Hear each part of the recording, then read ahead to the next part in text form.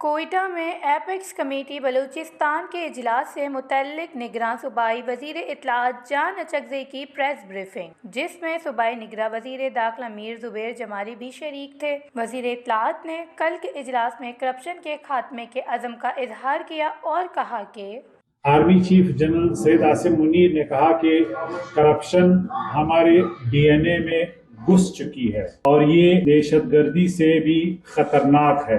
Market میں technical training کی demand کو پورا کرنے کے لیے ایک مربوط پروگرام مرتب کیا جا رہا ہے۔ جو ڈاکومنٹس ہیں جنہیں ایلینز کہتے ہیں، چاہے وہ افغانز ہیں، چاہے وہ دوسرے ممالک کے ہیں، اور تیسری کیٹیگری وہ ہیں جنہوں نے آئیڈینٹی تھیفٹ کی ہے، ان کے خلاف کارروائی ہوگی، ان کو پکڑ کر واپس افغانستان یا ان کے جو بھی ممالک ہیں بھیجا جائے گا۔ انہوں نے کہا جو ٹیسٹنگ سروسز ہیں، جو کمپنیاں ہیں، ان کے کا آڈٹ کیا جائے۔ وزیر اعظم نے یہ بھی کہا کہ ہم نگران حکومت ایک بلیو پرنٹ اگلی حکومت کو دیں گے۔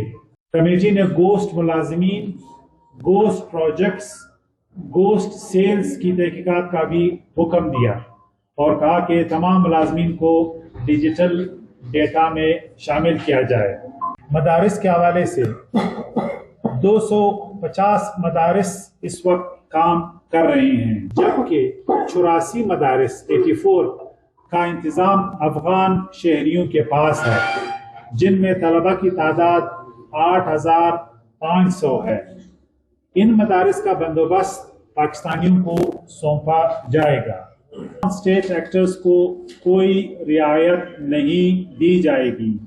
جن لوگوں پر سرکاری زمین کو ہتھیانے اور بیچنے کا الزام ہے، ان کو گرفتار کر کے ان کے کیسز نیب کے حوالے کیے جائیں گے۔ زمین کی سیٹلمنٹ ایک بڑا مسئلہ ہے، لہذا اس کے اونرشپ طے کرنے کے لیے ایک طریقہ کار بنایا جائے گا۔ بجلی کی چوری کے حوالے سے مرکزی اور صوبائی حکومت کی کاوشوں کے بعد 1.6 ٹریلین روپیز ریکور ہوئے ہیں۔